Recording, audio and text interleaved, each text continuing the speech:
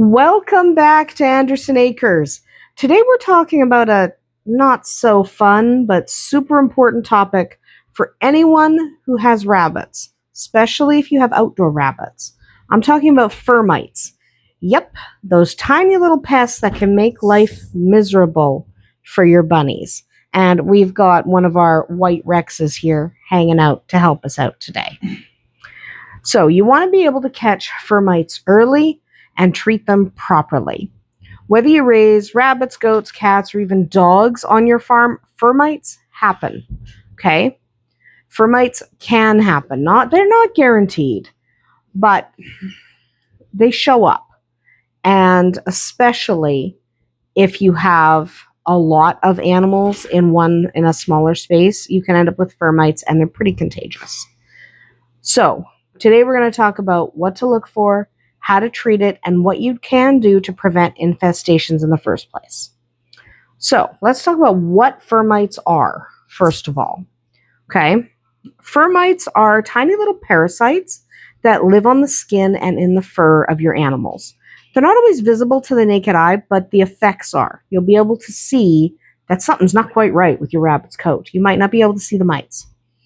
These little skin mites do feed on debris and secretion, and in doing so, they can cause irritation and hair loss, even secondary infections if you leave them completely untreated.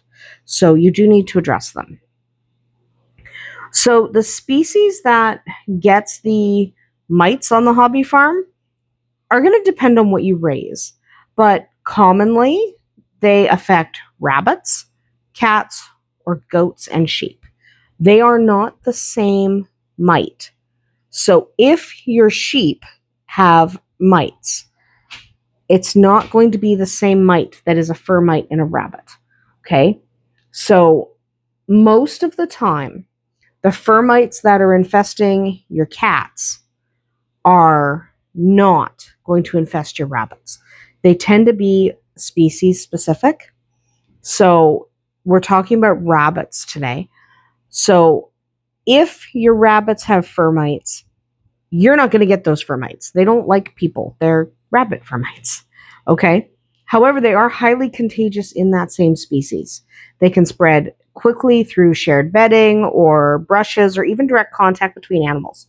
So even though you can't get the fermites, you can transmit them by petting this bunny. She doesn't have fermites, but you would pet this bunny and you would get some fermites on your hand that maybe you can't see, and then you'd pet another bunny and transfer those mites. So they are highly contagious within the same species, and they don't mind hitching a ride on someone else. So you do need to address them and deal with them fairly quickly so they don't take over your entire flock. So let's start breaking down the symptoms of fermites by what you'll actually see. Okay? A lot of times, you're going to identify a fermite infestation based on the symptoms, not based on seeing the mite. So you'll see noticeable fur loss, especially on like the head, the neck, okay, so around the neck, the face, and the base of the ears. So you would look right in around the ears. You would look behind the ears, see if there's significant fur loss. Check the face, like around the eyes, check under the chin. You're looking for sudden fur loss, sudden unexplained fur loss, okay? And then when you've identified those areas where you're seeing some fur loss, look and see if those areas have dry, flaky skin, because that's another sign of mites, okay? It kind of looks like dandruff in your bunnies, in areas where you're noticing fur loss. So take a look around problem areas, see, ooh, a little bit of fur loss. Ooh, the skin is dry, looks like dandruff. You might have fermites.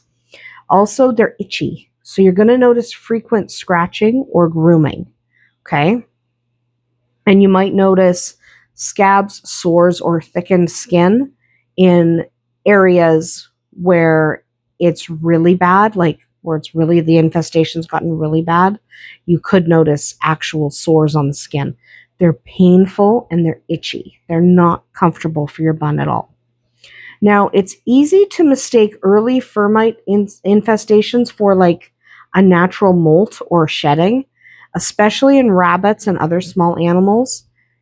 But if the fur loss is patchy or the skin looks irritated, assume it's mites until proven otherwise. Assume there's something going on. Now, always isolate any animal showing signs of mites before it spreads. Okay, that's important. Isolate them. Get them away from everyone else so you don't spread it. It's possible it's already spread before you identified it, but try to contain the spread anyway. Better to try than not to try at all and end up with everyone getting them. So, diagnosing fur mites. You don't necessarily need a microscope, but it helps. In mild cases, you might not see the mites, but you can see the debris, flakes, crusts, and chewed fur. If you want to be sure, if you want to know for sure what you're dealing with, a vet can do a skin scraping or fur combing to check under a microscope. In rabbits, for example, you can use a sticky tape or a gentle brushing onto black paper, and that can sometimes help you see the mites moving around. So if you put the rabbit on a piece of white paper, give them a nice brush, and then you notice if you see any flakes come off and those flakes are moving a little bit, that could be mites. It's spooky and it's gross and it'll make you jump, but it's a helpful little way to see. So now that you've found them, how do you treat them? The first step is to isolate affected animals. If you know you're going to be treating these four for fur mites, isolate them. Okay? This helps prevent the spread and helps with targeted treatment. Then you want to clean and disinfect. Everywhere those rabbits were, all of your hutches, all of your cages, all of your pens, disinfect them. Strip and sanitize the bedding, the cages, the grooming tools, any surface the animal has touched. Okay? Get it cleaned up. Then we're going to treat the animal. Depending on the severity, there are a few options. You should go over them with your vet, see what might work. If it's a really mild case, you might get away with that kind of kitten-strength flea powder. If it's a mild case, okay? This is kind of a gentle first line of defense. You want to use products that are safe for the species you're treating. So you want to make sure it's rabbit safe. Not all products for cats are safe for rabbits, but a lot of times the kitten products are, but check. Okay? Some flea powders are fine for cats, but dangerous for rabbits. So check. If you have a persistent infestation or it's more advanced than a flea powder can handle, you're probably going to end up using ivermectin. Okay, that's probably where you're going to land. You might try a couple other things first, but ultimately, if it's bad, ivermectin is kind of the gold standard. And it can be given depending on the situation, orally, which is by mouth, topically, which is on the skin, or subcutaneously, which is an injection. I'm not a fan of the subcutaneous unless I have no choice. So with rabbits, it's so important. With anyone, proper dosage is important. Okay? You want to check with your vet. How much does your rabbit weigh? How much are you supposed to administer according to their weight? Check with your vet. You don't want to overdose. Underdosing isn't good either because you won't have enough of the medication. It's an antiparasitic. Ivermectin's an antiparasitic. It's not an antiviral or an antibacterial or anything like that. So it's not going to treat viruses and it's not going to treat bacteria because it's not what it does. But mites are a parasite. And it's an antiparasitic. So because it's an antiparasitic, ivermectin's a good go-to. But again, you want to get your vet to check the dose, okay? You need to make sure you're adjusting for weight and severity. Bear in mind that ivermectin is not safe for all species, and especially some breeds of dogs are really sensitive to it, like border collies. So if you are using certain drugs, ask your vet, is there any animal on my farm that I need to keep away from this stuff? Right? Because not all things are safe for all species. So just double check with your vet. It's just ask. Okay? Always confirm the dosage and the safety with your vet if you're unsure, if at all possible. I know not everyone has a vet in their area that sees rabbits, and so sometimes you're going to be winging it a little bit. But if you have the option, double check, make sure everything you're doing is safe, not only for your rabbits, but for the other animals on your farm. Okay? So, other things that might work. Some people have had some success with Revolution. This is for cats and rabbits. Generally, you have to get it prescribed. It's generally not on the store shelves. Some people like to use permethrin. I don't like it, especially because I have cats. But sometimes, some people have had success with neem oil or DE, diatomaceous earth. These are really for really mild infestations. Okay, I know everyone goes on and on about DE and how good it is. And it is really good at the thing it does. But that's really for really mild cases or as a preventative measure. Once you have an active outbreak of fermites, it's not going to be handled by a little DE and some neem oil. So while there is some benefit in a mild infestation or a case where you're trying to prevent the outbreak of fermites, you might be able to use natural products. For a full-blown infestation, that's not going to happen. Okay? So skip it if the infestation is bad. But honestly, when in doubt, ivermectin is where I land for parasitic treatment, unless your vet has a better idea, right? Check with your vet. But for me, if these guys popped up with fermites tomorrow, my go-to would be ivermectin. Okay? And I prefer it topically. I don't love it orally for rabbits. I prefer a little bit topically, which is just applying a little bit to the back of the neck and allowing it to do its job. So for me, ivermectin is my gold standard. But what do you do to prevent them? Because if you can prevent fermites in the first place, that would be even better, wouldn't it? So let's talk prevention. No one wants to fight this battle more than once. So once you've had fermites, you are desperately going to want to prevent them from ever happening again because they're freaking annoying. So how are we going to prevent the infestations? Quarantine new animals 30 feet for 30 days. Okay? It'll give you a chance to see if there's suddenly any damage to the fur, and you'll be able to take a look, and you'll be like, oh no, this one has mites. I better treat this rabbit. 30 feet for 30 days. That will help you spot any potential problems. You also want to brush your animals or groom your animals regularly so you can see if there's any potential signs of infestation, and keep their bedding clean and dry. Remember, parasites thrive in damp, dark conditions, so keep the bedding clean and dry. You also want to avoid overcrowding, which increases the stress and contact spread. So keep your rabbits calm, relaxed. They'll do better if they're calm and relaxed, and they will not spread as many parasites if they are happy and healthy. Also, you want to make sure you rotate and disinfect your pens. So don't just use the same pen for years and years and years and never clean or disinfect it. Okay, every once in a while, you got to disinfect your pens.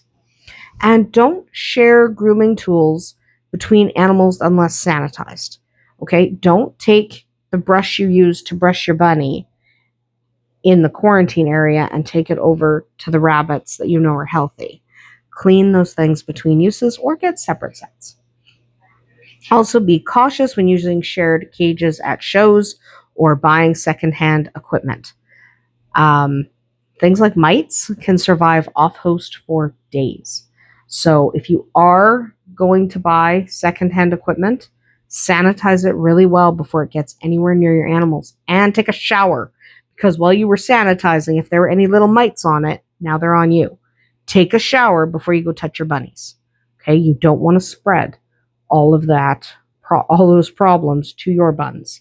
So make sure you're checking. So we are no stranger to these kind of things. We haven't had any problems in the last few years because we have learned how to prevent them. But these kind of things, when you don't do your prevention, you're going to end up having to deal with them. And like a lot of rabbit keepers, I would rather not have to deal with it. So take the steps you need to make sure that you handle any potential outbreaks before they get bad. You don't want to lose an animal. Mites can be deadly. They can cause your rabbit to be anemic. They can cause your rabbit to just be so unhealthy they come down with something else. So the mites might not be the cause of death, but they weakened their immune system enough that they got something that killed them. It can kill your rabbits. So deal with it as soon as you can. Don't ignore the small stuff. You might be like, yeah, it's just a few bugs. It's not just a few bugs. It's a health hazard to your bunnies. So deal with it quickly and as early as you possibly can. Now, let's talk about when you're going to need a vet. Hi, sweetie. Aw, you're such a good rabbit. Let's talk about calling the vet.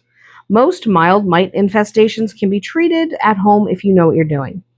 But definitely reach out to a rabbit savvy vet if the animal is young, old, or immunocompromised or pregnant. If the infestation keeps coming back and what you're doing is not working, get your vet's opinion. If there are open sores or secondary infections, because you're probably going to need an antibiotic, so go get that from your vet. If you're seeing symptoms in more than one species at once, because what this can mean is that you have a whole lot more problems on your farm than you're aware of. So mites sometimes happen, okay? I know everyone will try to make you feel like a bad bunny parent or a bad chicken parent if your animals get mites one time, but they happen. But generally, they're only happening in one species at a time. You ended up accidentally bringing in mites to your chickens on your way home from the last poultry auction. Okay, that happens. They got them from a wild bird. It happens. A wild rabbit transmitted mites to your rabbits. Things like that happen. But if it's multi-species all at the same time, remember, mites tend to be quite species specific. So your chicken mites are not attacking your rabbits. So if your chickens have mites and your cats have mites and your rabbits have mites and your goats have mites, start thinking what's going on large picture. Okay? Because you could have a bigger problem than you're aware of.